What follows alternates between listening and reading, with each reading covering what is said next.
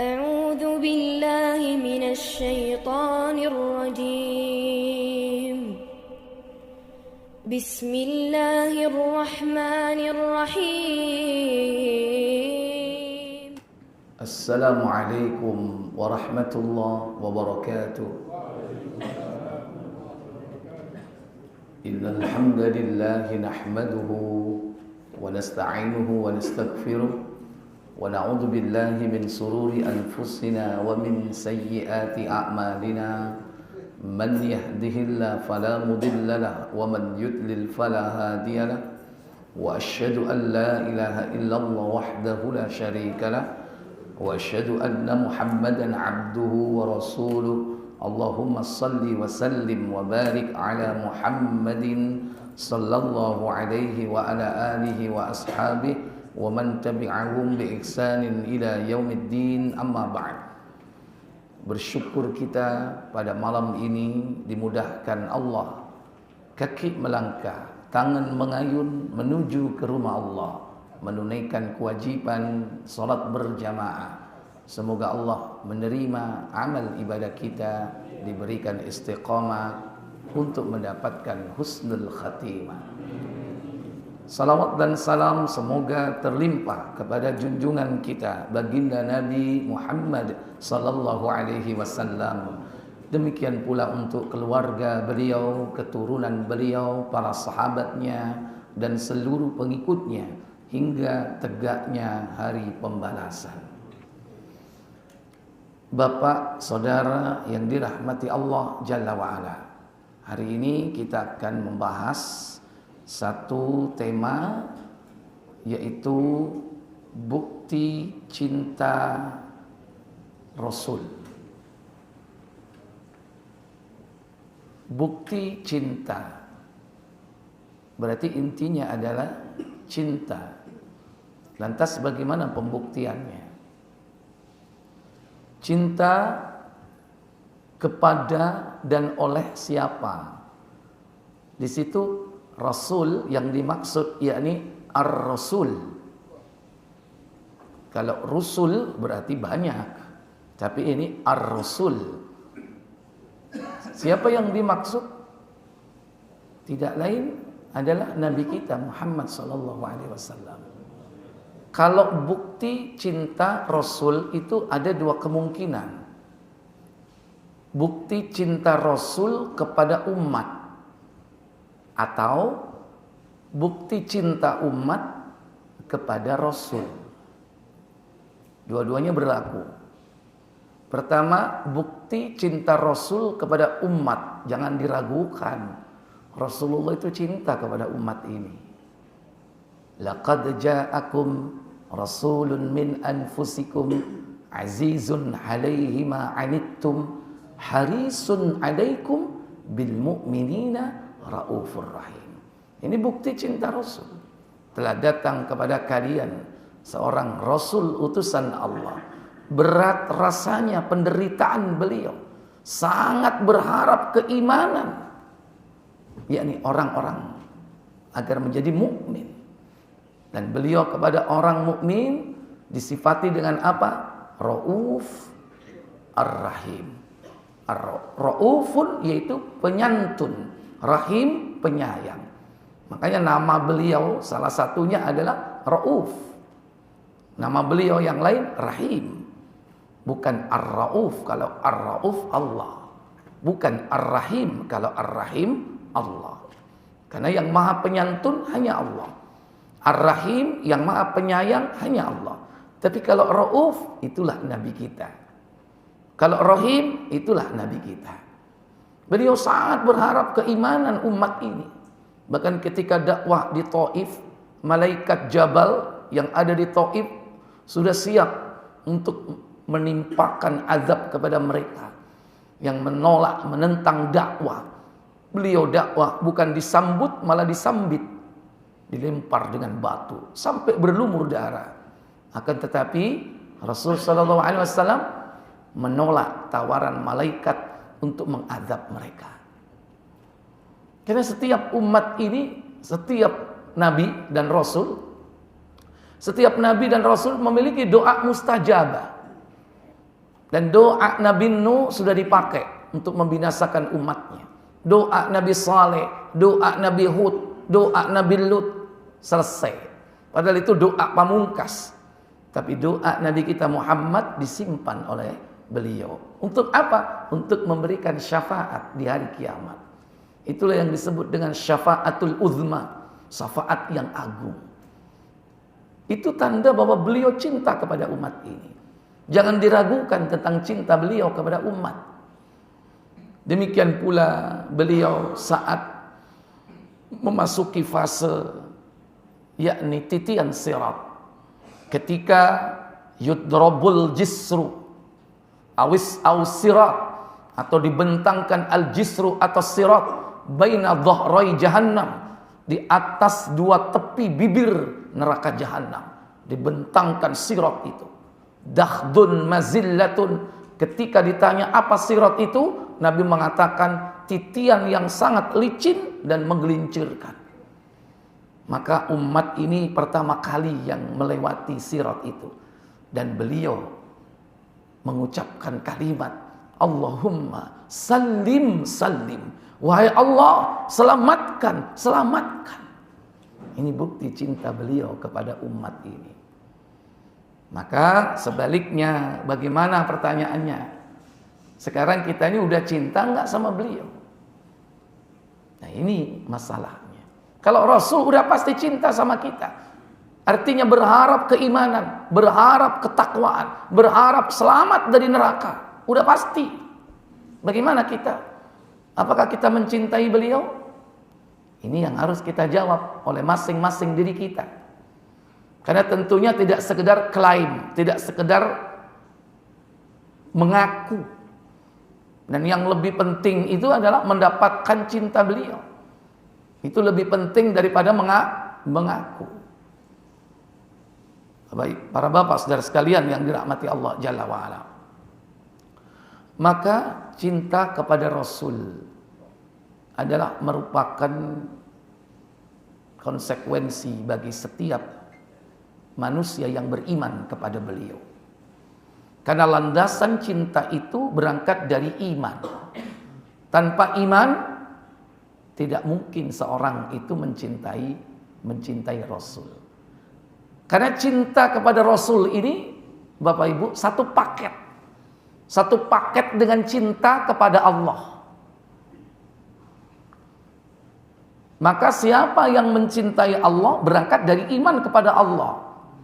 Mustahil orang itu mencintai Allah kalau tidak beriman kepada Allah. Setelah beriman, dia berusaha untuk mengetahui, mengenal lebih dalam lagi. Itulah ilmu. Karena dengan iman dan ilmu inilah seseorang itu akan sampai kepada puncak, yakni yang bernama hubbun, yaitu cinta. Landasannya iman dan ilmu. Maka Syekh Muhammad bin Abdul Wahab, beliau mengatakan bahwasannya al-ilmu wa huwa ma'rifatullah wa ma'rifatu nabiyyi wa ma'rifatu dinil islami bil adillah. Ilmu itu adalah mengenal Allah, mengenal Rasulullah, dan mengenal agama.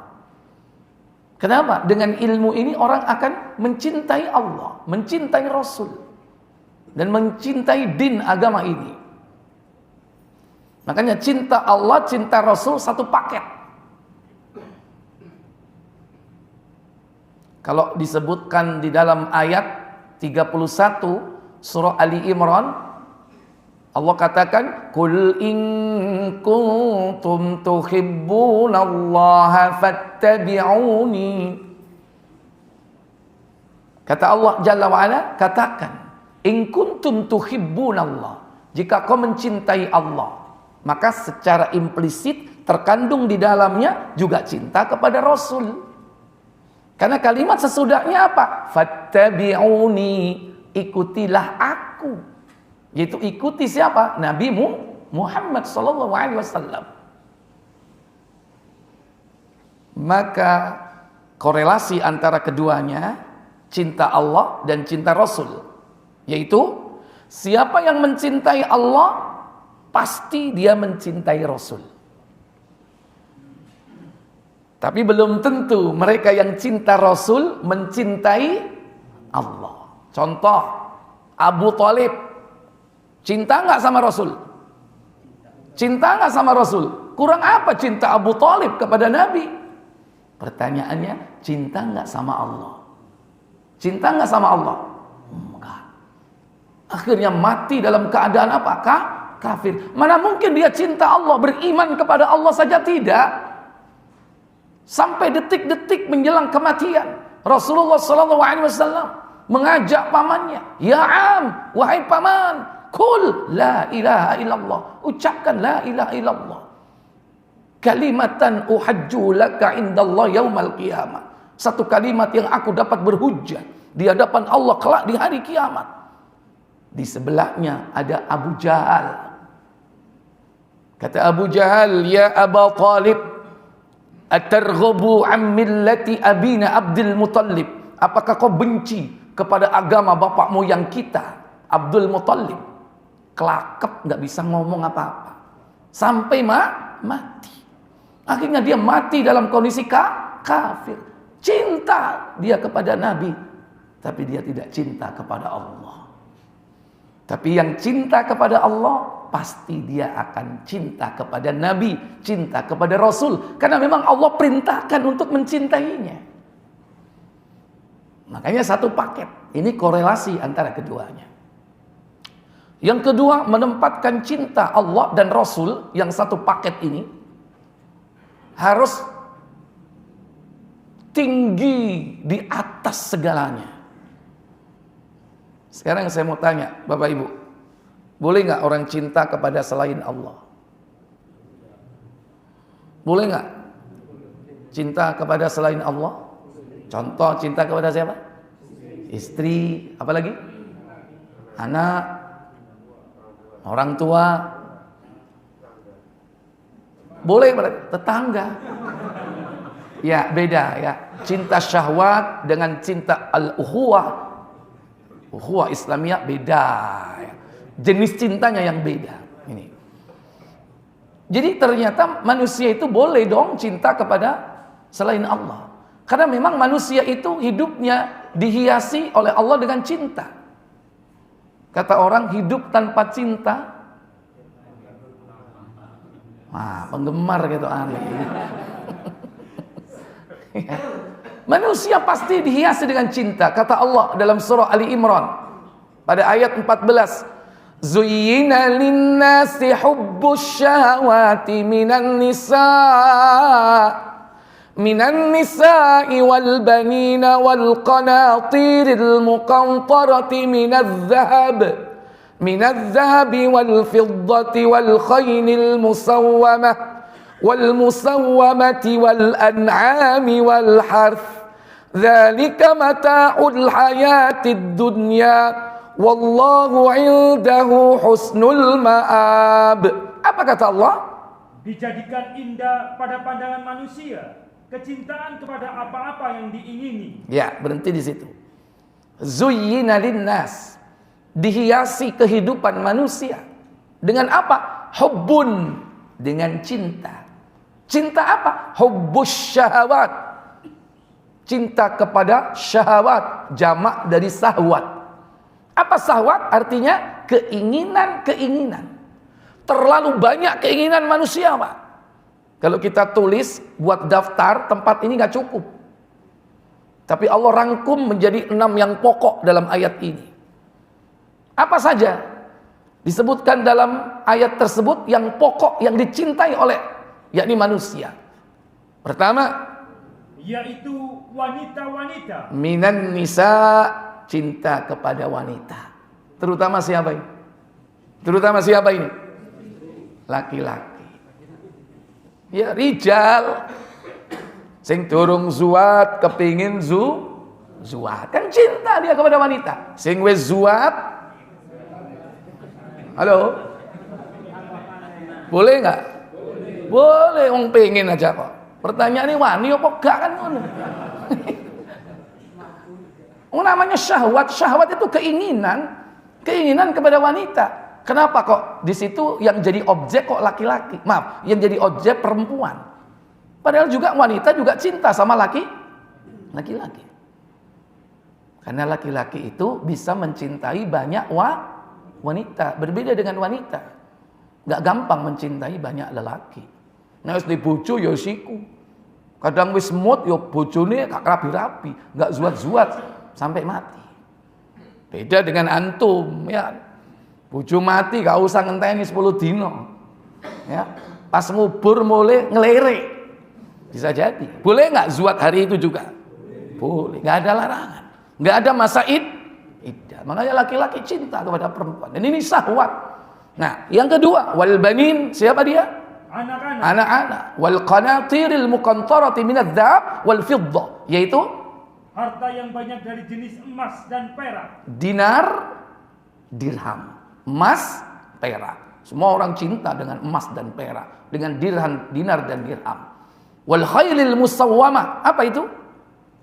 Kuda pilihan atau kendaraan. Dulu kuda, sekarang kendaraan. Cinta nggak sama kendaraan? Halo, orang cinta nggak sama kendaraannya? Dek durung adus kendaraannya wis adus dhisik, saking cintai. Yang kelima, wal an'am, yaitu apa? Binatang-binatang ternak. Hewan ternak. Wal harth, dan sawah ladang, properti, tanah, sawah, ladang. Apalagi di atasnya ada bangunan. Orang cinta dengan semua itu. Tapi kata Allah, dzalika mata'ul hayatid dunya. Itulah kesenangan hidup di dunia. Wallahu indahu husnul ma'ab, dan pada sisi Allah adalah tempat kembali yang terbaik, yaitu apa? Surga. Jadi kalau melihat ayat ini, manusia pasti cinta juga kepada selain Allah. Cuman bagaimana cara menempatkannya? Maka mencintai Allah dan mencintai Rasulullah itu harus ditempatkan jauh di atas segalanya.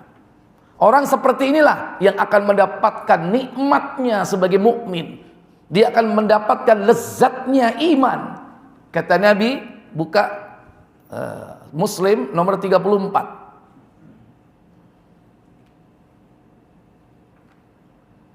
Nabi mengatakan, dari siapa itu? Anas bin Malik. Thalathatun, ada 3 perkara. Man kunna fihi wajada bihi halawatal iman. Apabila 3 perkara itu ada pada diri seseorang, maka dia akan mendapatkan lezat manisnya iman. Apa saja? Silakan. Dari Anas radhiyallahu an, dari Nabi sallallahu alaihi wasallam, beliau bersabda. Apa sabda beliau? Ada 3 perkara. Bila terdapat dalam diri seseorang, maka dia akan merasakan bagaimana manisnya iman. 1. Mencintai Allah dan Rasulnya melebihi daripada yang lain-lain. Man kana Allah wa rasuluhu ahabbu ilaihi mimman siwahuma. Itu orang yang mencintai Allah dan Rasulnya melebihi daripada cinta selain keduanya. Jadi harus ditempatkan di tempat tertinggi. Jangankan diletakkan di bawah, disamakan aja nggak boleh. Mencintai istri sama dengan mencintai Allah, mencintai anak sama dengan mencintai Allah, nggak boleh disejajarkan, nggak boleh, harus ditempatkan tertinggi, nggak boleh, apalagi di bawah, sama aja nggak boleh, menyamakan aja termasuk syirik, dan para ulama menganggap bahwa itu termasuk syirik besar dalam kecintaan. Sebagaimana firman Allah, buka surah Al-Baqarah, surat kedua, ayat 165. Kata Allah, wa minan nasi man yattakhidhu min dunillahi andada yuhibbunahum ka hubbillah walladzina amanu ashaddu hubban lillah. Apa kata Allah? Dan di antara manusia ada orang-orang yang menyembah tandingan-tandingan selain Allah. Mereka mencintainya sebagaimana mereka mencintai Allah. Iya. Kata Allah, wa minan nasi, dan di antara manusia, may yattakhidhu min dunillahi, ada yang menjadikan tandingan-tandingan selain Allah, Bagaimana mereka memperlakukan tandingan-tandingan selain Allah itu? Yuhibbunahum, mereka mencintainya kahubbillah, seperti mencintai Allah. Jadi dipodokno gak oleh. Termasuk menjadikan tandingan selain Allah. Yang betul ditempatkan, diletakkan di tempat yang tinggi. Makanya Allah katakan walladzina amanu asyaddu hubban lillah. Apa katanya? Adapun orang-orang yang beriman amat sangat cintanya kepada Allah. Amat sangat cintanya kepada Allah tabaraka wa taala. Ini yang pertama. Kalau kita ingin mendapatkan faedah dari keimanan yang benar, merasakan manis lezatnya iman, Allah dan Rasulnya harus ditempatkan di tempat tertinggi. Kemudian yang kedua, apa syarat untuk mendapatkan halawah? Yaitu mencintai orang lain karena Allah semata-mata. Wa ayyuhibbal mar'a la yuhibbuhu illa lillah. Tidaklah dia mencintai seseorang melainkan mencintainya karena Allah. Mencintai istri karena Allah, mencintai anak karena Allah, mencintai harta karena Allah. Mencintai segalanya harus bermuara kepada cinta kepada Allah. Dan yang ketiga apa? Wa ayyakraha ayyauda fil kufri kama anqadahu Allahu minal ma'asiyah. Apa katanya? Benci menjadi kafir kembali setelah Allah melepaskannya dari kekafiran itu, sebagaimana bencinya akan dilemparkan ke neraka. Jadi kalau kita sudah dikeluarkan dari perbuatan-perbuatan dosa, diberi petunjuk, diberi hidayah, hijrah, jangan balik lagi. Kita harus benci kepada masa lalu kita. Orang yang seperti inilah yang akan mendapatkan lezat manisnya iman. Ikhwat al-iman, azani Allah wa iyyakum. Maka seorang mukmin kalau sudah memahami bahwa mencintai Allah dan Rasulnya itu adalah segalanya, sekalipun kita harus mencintai selain keduanya, maka harus dibuktikan cinta itu dalam kehidupan kita sehari-hari. Di antara bukti-bukti cinta seorang hamba itu kepada Allah dan kepada Rasul, yang pertama yaitu dia taat kepada Allah dan taat kepada Rasulullah. Mentaati keduanya mutlak, tanpa reserve, tanpa objection, tanpa tawar-menawar. Tidak ada kalimat yang keluar dari mulut seorang mukmin yang mengaku cinta kepada Allah dan Rasul kecuali sami'na wa ata'na. Itu. Makanya kita diperintah untuk taat kepada Allah, taat kepada Rasul. Secara umum Allah katakan dalam surah An-Nisa surah 4 pada ayat 59 di mana Allah berfirman, ya ayyuhalladzina amanu athi'ullaha wa athi'ur rasul wa ulil amri minkum. Hai orang-orang yang beriman, taatilah Allah dan taatilah Rasul dan ulil amri di antara kalian. Di situ disebutkan Allah dan Rasul diawali dengan perintah taat. Ati'ullah, ati'ur Rasul, menunjukkan mentaati keduanya mutlak. Kenapa? Karena kebenaran keluar dari keduanya, Allah dan Rasulnya. Beda dengan mentaati ulil amri, tidak diawali dengan ati'u. Sifatnya relatif, nisbi, tergantung. Kalau memang cocok dengan Allah dan Rasul, tidak bertentangan dengan Allah dan Rasul, taati. Ulil amri nanti turunannya banyak, bukan hanya pemimpin suatu negeri, termasuk siapa? Suami. Turunannya lagi siapa? Orang tua. Makanya mentaati orang tua, mentaati suami, mentaati raja, amir, di sini dirinci, tidak dikebiah-uyah. Selama perintahnya tidak bertentangan dengan Allah dan Rasul, taati. Tapi kalau tidak, justru bertentangan dengan Allah dan Rasul, maka tidak ada kewajiban untuk mentaati. Nah, mentaati Allah dan Rasul di samping satu paket sifatnya mutlak. Maka Allah menjanjikan bagi siapa saja yang mentaati Allah dan Rasul itu karunia yang besar, dunia dan akhirat. Cuman Bapak Saudara sekalian, mentaati Allah dan Rasul itu kan satu paket. Sekarang caranya bagaimana mentaati Allah? Caranya cuman gampang, taati saja Rasul. Orang yang mentaati Rasul itu sudah pasti mentaati Allah. Pasti. Karena itu rumus. Sebagaimana Allah katakan dalam surah An-Nisa, surah keempat, ayat 80. Man yuti'ir rasul faqad ata'allah. Wa man tawalla fama arsalnaka 'alaihim hafidha. Apa kata Allah? Barang siapa yang mentaati Rasul itu, sesungguhnya ia telah mentaati Allah. Dan barang siapa yang berpaling dari ketaatan itu, maka kami tidak mengutusmu untuk menjadi pemelihara bagi mereka. Iya. Rumus untuk taat kepada Allah, caranya cukup mentaati Rasul.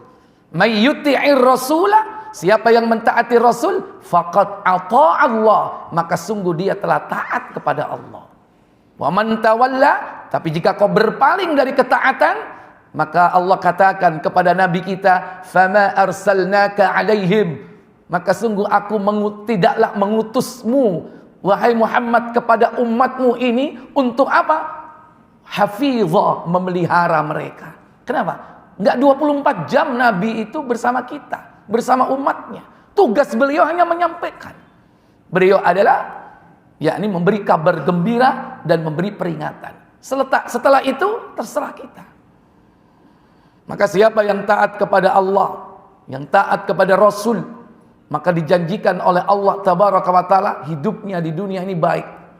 Dia akan dikumpulkan bersama orang-orang yang baik.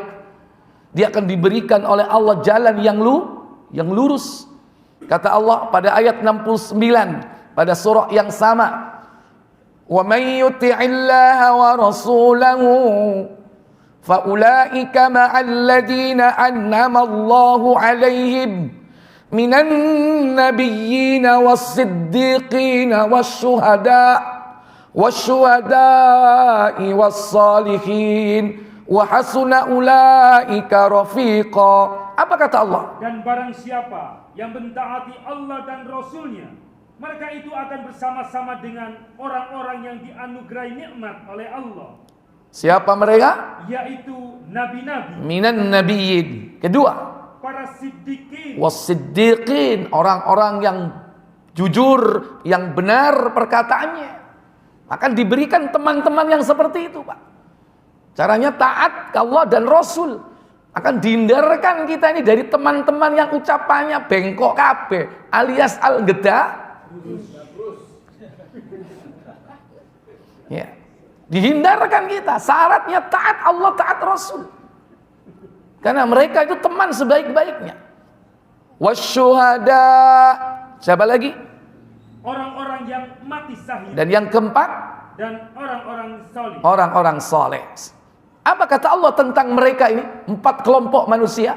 Dan mereka itulah teman yang sebaik-baiknya. Wa hasuna ulaika rafiqah. Mereka adalah teman sebaik-baiknya dalam kehidupan dunia ini. Dan nanti di akhirat, orang yang taat kepada Rasul, pasti dia taat kepada Allah.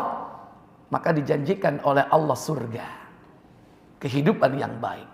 Makanya Nabi mengatakan, kullu ummati yadkhulunal jannah. Setiap umatku pasti masuk surga, kata beliau.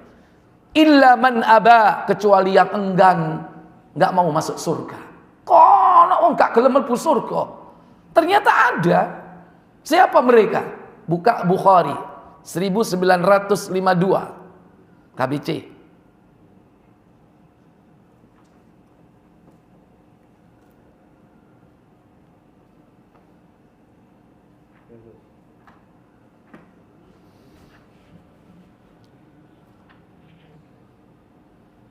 Seribu 1952 selain. Dari Abu Hurairah radhiyallahu anhu bahwa Rasulullah SAW bersabda, Apa sabda beliau? setiap umatku masuk surga selain yang enggan. Terus Para sahabat bertanya, apa katanya? wahai Rasulullah, lantas siapa yang enggan? Apa jawab beliau? Nabi menjawab, siapa yang taat kepadaku masuk surga, dan siapa yang tidak taat berarti ia enggan. Iya. Man ata'ani dakhalal jannah. Siapa yang taat kepadaku, kata Rasul, maka dia pasti masuk surga. Wa man asani, tapi siapa yang tidak mau taat, durhaka kepadaku, faqad aba, maka sungguh dialah orang yang enggan, tidak mau masuk surga. Makanya nih ana wong gak gelem taat nang Kanjeng Nabi, berarti wong iku gak gelem mlebu surga. Kan gak gelem mlebu surga ya. Lah dikongkon taat sama Nabi gak mau. Baik, ini bukti kalau kita mencintai beliau, taatlah kepada beliau. Terutama dalam urusan-urusan yang wajib, urusan-urusan yang fardu. Yang kedua, pegang teguh sunnah Rasul sallallahu alaihi wasallam. Ittiba kepada beliau. Pegang teguh sunnah. Secara umum Allah berfirman dalam surah Ali Imran tadi ayat 31, "Qul in kuntum tuhibbunallaha fattabi'uni." Katakan Muhammad kepada umatmu, jika kalian yaitu mencintai Allah dan mencintai Rasul, satu paket, maka apa konsekuensinya? Fattabi'uni, ikutilah aku, ikutilah Nabi Muhammad. Maka Allah menjanjikan apa? Yuhibbukumullah, niscaya Allah akan mencintaimu. Berarti lebih dulu mana? Cinta kepada Allah dulu atau baru Allah mencintai kita dulu? Mana sebab akibatnya? Sebabnya itu apa? Akibatnya apa? Cinta Allah dulu, Allah atau Allah cinta dulu kepada kita? Kita dulu cinta kepada Allah, baru Allah mencintai kita. Itu di situ ada sebab akibat. Jika kau mencintai Allah, nah itu. Caranya bagaimana? Fattabi'uni, ikuti aku, ikuti Nabi Muhammad. Apa akibatnya? Yuhibbukumullah, Allah akan mencintaimu. Bahkan bukan hanya dicintai, apa yang diharapkan manusia? Sebagai manusia yang banyak dosa dan kesalahan, wa yaghfir lakum dzunubakum wallahu ghafurur rahim. Ini ittiba kepada Nabi, cara untuk mencintainya. Atau pegang teguh sunnah Nabi sallallahu alaihi wasallam. Apa kata beliau? Buka Abu Dawud nomor 4707. 4607. Ada dua orang tabi'in datang kepada sahabat Al-Irbad bin Sariyah. Mereka ingin mendapatkan satu hadis dari Nabi. Silakan. Dari Abdurrahman bin Amr As-Sulami dan Hujr bin Hujr, keduanya berkata, kami berkunjung ke rumah Al-Irbad bin Sariyah, dan ia termasuk seorang yang diturunkan ayat, dan tiada pula dosa atas orang-orang yang apabila mereka datang kepadamu supaya kamu memberi mereka kendaraan, lalu kamu berkata, aku tidak memperoleh kendaraan untuk membawamu. Salah satu sahabat yang tidak ikut perang Tabuk, Al-Irbad bin Sariyah, karena sedikitnya transportasi dan alutsista perbekalan sangat minim ketika itu. Waktu musim panas, terik. Dan itu perang terakhir Rasul SAW sebelum beliau wafat. Sangat prihatin ketika itu. Bahkan kuda itu harus dinaiki oleh 5-7 orang. Itu langsung numpak 5, enggak. Maksudnya gantian. Oh bayang no kok langsung wong 5 numpak jaran kabeh, enggak. Jadi gantian. Saking prihatinnya saat itu. Nah, itu termasuk Al-Irbad ini. Nggak punya kendaraan untuk mengangkutnya. Kemudian kami mengucapkan salam kepadanya dan kami berkata, kami datang untuk menziarahimu, duduk-duduk denganmu dan ingin mendengarkan yang berharga darimu. Al-Irbad berkata, suatu hari Rasulullah SAW salat bersama kami dan setelah itu beliau menghadap kepada kami, lalu memberi kami nasihat yang sangat berharga, yang membuat mata melinangkan air mata dan hati pun tergetar. Maka ada seorang berkata, wahai Rasulullah, seakan-akan ini adalah nasihat perpisahan. Pesan apa yang akan engkau sampaikan kepada kami? Beliau berkata, aku mewasiatkan kepadamu agar bertakwa kepada Allah dan tunduk serta taat, meskipun seorang hamba saya yang hitam menjadi pemimpinmu. Iya, ini pesan beliau yang pertama. Kata beliau, usikum bitaqwallah. Aku wasiatkan kepada kalian agar bertakwa kepada Allah. Was-sama' wat-tha'ah, mendengarkan dan mentaati. Wa in abdan habasyian, sekalipun nanti kalian kelak dipimpin oleh seorang budak hitam. Kalau dia memerintahkan berdasarkan kitabullah dan sunnah nabinya, maka sami'na wa ata'na. As-sama' wa ta'ah. Ini pesan beliau. Jangan lihat bahwa dia ini seorang hitam, ya. Kemudian yang kedua, apa kata beliau? Sesungguhnya orang-orang yang hidup setelahku akan mendapatkan perselisihan yang banyak. Wa iya ish minkum ba'di, jika kalian hidup lama sesudahku, fasayara ikhtilafan katsira, niscaya kalian akan menjumpai perselisihan yang banyak. Perselisihan, perbedaan pendapat. Tapi selama masih belum sampai kepada puncaknya, apa? Iftiraq. Apa iftiraq? Perpecahan. Kalau sudah perpecahan, iftiraq, ini sudah menyangkut akidah. Kalau masih ikhtilaf, selama dalam urusan-urusan furu'iyah, cabang-cabang di dalam agama ini masih memungkinkan.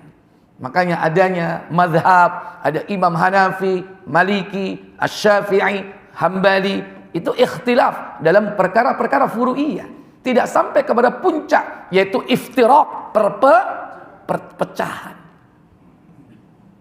Maka tidak setiap ikhtilaf jadi iftiraq. Tapi iftiraq, perpecahan, berangkat dari apa? Ikhtilaf. Ini. Maka pesan Nabi SAW, apa solusinya? Iya. Sesungguhnya orang-orang yang hidup setelahku akan mendapatkan perselisihan yang banyak. Maka hendaknya kalian berpegang teguh kepada sunnahku dan sunnah khalifah pengganti setelahku yang mendapatkan petunjuk.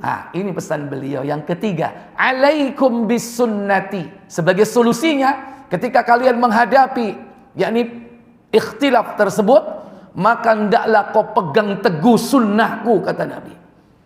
Alaikum bis sunnati. Aku tinggalkan kepada kalian sunnahku. Wa sunnatil khulafa'ir rasyidin al-mahdiyin, dan sunnah para pemimpin pengganti sesudahku yang mendapatkan petunjuk. Bagaimana kita memperlakukan sunnah Nabi dan sunnah para sahabatnya? Apa kata beliau? Peganglah dan genggamlah erat-erat. Tamassaku biha, genggamlah ia. Dan wa'abdu 'alaiha bin nawajid, gigit sunnah itu dengan gigi gerahammu. Ini kiasan, Pak. Kenapa gigi geraham? Kenapa tidak gigi seri? Kenapa tidak gigi taring? Gigi geraham itu adalah gigi yang paling kuat, yang dipakai untuk mengunyah, menggigit, jangan sampai lepas. Begitulah sunnah. Kalau dia lepas, ibarat kau pegang bara api, dia akan padam. Tapi jika kau genggam, bagaimana memegang bara? Panas. Makanya orang berpegang kepada sunnah itu panas nggak, Pak? Panas. Ya, dilokno, disindir, dicaci, dimaki. Berat, Pak. Apalagi dalam kehidupan sekarang ini. Tapi itulah konsekuensi, bukti kalau kita cinta kepada Nabi. Pegang teguh sunnah beliau. Kenapa demikian? Dengan memegang sunnah dengan kuat, maka amalan-amalan lawan dari sunnah, yaitu bid'ah, akan mati semuanya. Tapi kalau tidak, justru sebaliknya, dia akan tumbuh. Jika sunnah itu tidak dipegang teguh, yang merajalela, tumbuh subur adalah apa? Bid'ah. Makanya beliau setelah itu berpesan kepada sahabat Al-Irbad dan yang lainnya. Apa kata beliau? Berhati-hatilah kalian dengan perkara-perkara yang baru. Wa iyyakum wa muhdatsatil umur. Berhati-hatilah kalian terhadap perkara-perkara yang baru. Dalam urusan apa? Dalam urusan din, agama. Kenapa perkara yang baru dalam urusan agama? Lanjut. Karena setiap perkara yang baru diada-adakan adalah bid'ah. Wa inna kulla muhdatsatin bid'ah. Karena setiap perkara yang baru dalam urusan din agama ini adalah bid'ah. Siapa pertama kali yang menyampaikan kata bid'ah? Siapa? Rasul yang pertama kali menyampaikan, mensosialisasikan kata-kata bid'ah. Maka antum jangan alergi dengan kata-kata itu. Kadang-kadang orang alergi, kalau ustadz lo bid'ah, bid'ah. Dia Rasul yang menyampaikan perkara-perkara baru dalam urusan agama yang dulu nggak ada, kemudian diada-adakan. Kalau urusan dunia itu bukan urusan Rasul. Kalau itu seandainya dianggap bid'ah, itu bid'ah secara bahasa. Tapi Rasul, bid'ah yang dimaksud adalah yakni secara istilah bid'ah dalam urusan din agama. Kenapa bid'ah? Wa inna kulla muhdatsatin bid'ah wa kulla bid'atin dhalalah. Dan setiap yang bid'ah adalah sesat. Iya. Sudah masuk? Silakan adzan dulu, Isya, nanti kita lanjutkan sebentar. Baik Bapak Ibu, saudara-saudari sekalian yang dirahmati Allah. Bukti cinta seorang umat kepada nabinya. Pertama, mentaati beliau. Khususnya, terutama dalam perkara yang wajib. Kemudian menghidupkan sunnah. Menghidupkan sunnah meliputi yang wajib juga yang sunnah. Dan yang ketiga, menjadikan Rasul sebagai suri toladan. Itu bukti kalau kita mencintai beliau. Menjadikan beliau sebagai uswatun hasanah. Meliputi yang wajib dan menjadikan suri toladan dalam urusan yang sunnah, bahkan yang mubah. Yang wajib, contoh salat. Nabi mengatakan, "Shallu kama ra'aitumuni usalli." Jadikan Rasul suri toladan. Bagaimana tata cara Rasul salat. Demikian dalam urusan yang sunnah. Bahkan perkara-perkara yang mubah sekalipun. Secara umum Allah perintahkan dalam surah Al-Ahzab 33 pada ayat 21 Allah berfirman, "Laqad kana lakum fi Rasulillahi uswatun hasanah liman kana yarjullaha wal yawmal akhir wa dzakarallaha katsira." Ini syarat untuk bisa menjadikan beliau suri toladan. Ada 3 syaratnya. Itu. Nah, menjadikan beliau suri toladan dalam hal perintah yang wajib, juga termasuk yang sunnah, itu udah biasa. Tapi bagaimana menjadikan beliau dalam suri toladan dalam urusan yang mubah? Para sahabat sudah memberikan contoh kepada kita. Bagaimana mereka itu sangat sekali cinta kepada Nabi. Sehingga apapun yang dilakukan Nabi, dilakukan. Rasul tertawa, ikut tertawa. Padahal gak karepe. Rasul menangis, ikut menangis. Pernah Rasulullah ziarah ke kubur ibunya, Aminah. Nangis Rasulullah. Apa yang terjadi? Buka Muslim 922.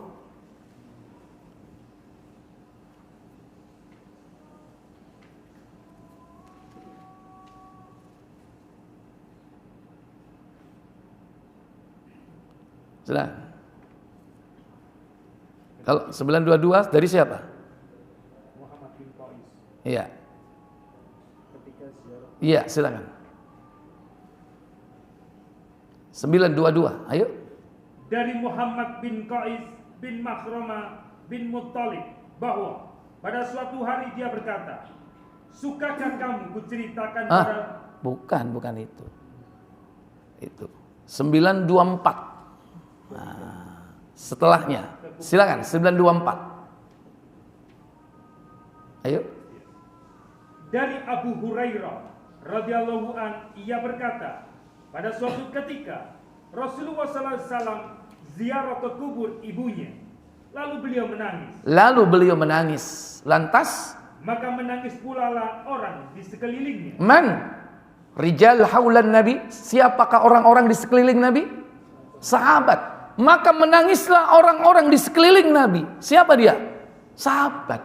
Roh Kanjeng Nabi nangis, melo nangis. Padahal gak ro karepe. Saya tanya, ini perintah wajib enggak ini? Menangis? Sunnah atau tidak? Enggak. Mubah? Mubah. Sahabat nangis, Pak.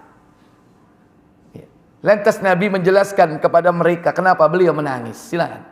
Kemudian beliau bersabda, aku mohon izin kepada Rabbku untuk memintakan ampun bagi ibuku, tetapi tidak diperkenankannya. Itulah sebabnya kenapa beliau menangis. Rasul minta izin kepada Allah untuk mendoakan ibunya, memintakan ampun bagi ibunya. Allah tidak mengizinkannya. Hadis sahih. Ya, makanya beliau menangis. Maka menangis pula sahabat. Baru tahu ternyata sahabat setelah itu, setelah diberi penjelasan oleh Nabi. Nah, dari situlah kemudian Nabi memerintahkan hanya sekedar apa? Menziarahi kuburnya. Silakan. Kemudian kumohon izin untuk menziarahi kuburnya, maka diperkenankannya bagiku. Hanya diperkenankan oleh Allah menziarahi kuburnya. Dalam rangka apa?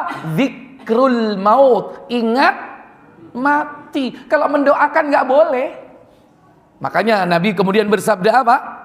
Karena itu, pergilah kalian ke kuburan, karena hal itu akan mengingatkan kalian kepada kematian. Fazurul kubur fa innaha tudzakkirukumul maut. Ziarah kuburlah kalian, karena hal itu dapat mengingatkan kalian kepada kematian.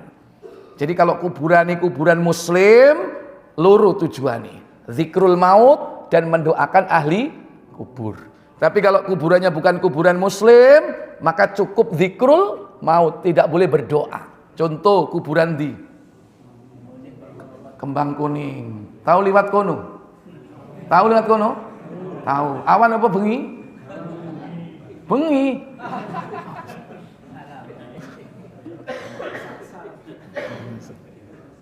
Baik. Ini tak contoh. Rasul tertawa, ikut tertawa. Rasul menangis, ikut menangis. Apalagi Abdullah bin Umar. Targhib wa tarhib. Coba dibuka. Targhib wa tarhib 47. Abdullah bin Umar itu ketika berjalan melewati sebuah tempat antara Mekah dan Madinah. Di situ ada pohon. Dia tidur di siang hari di bawah pohon itu. Temennya bertanya, Abdullah bin Umar, kau niku lapo turu kene kau niku? Kalau bahasa kita, kalau kawin kan turu kene. Apa jawab Abdullah bin Umar? Silakan. Dari Ibnu Umar radhiyallahu anhuma, bahwa dia mendatangi sebuah pohon di antara Mekah dan Madinah, lalu dia tidur siang di bawahnya. Dia menyatakan bahwa Rasulullah melakukan itu. Iya. Dia ingat Rasul pernah tidur di bawah itu, dia pun melakukan seperti itu. Saya tanya, wajib enggak? Sunnah enggak? Mubah? Mubah. Hanya Rasul yang boleh digitukan. Nek koncomu dudu Rasul edan sampean. Apa? Wong nangis melok nangis, wong guyu melok guyu. Ini saking cintanya kepada Rasul, Pak. Ketika beliau haji, ya, beliau sama rombongan dari Arafah menuju ke Muzdalifah. Di tengah perjalanan dekat Al-Ma'zimain, dia menderumkan ontanya, bingung kabeh iki. Lho lapo? Kok kita berhenti di sini tadi? Enggak, kita berhenti nanti. Terus kenapa kamu kok berhenti di sini? Apa jawab Abdullah bin Umar? Silakan 48. Dari Anas bin Sirin radhiyallahu anhu dia berkata, saya bersama Ibnu Umar radhiyallahu anhu di Arafah.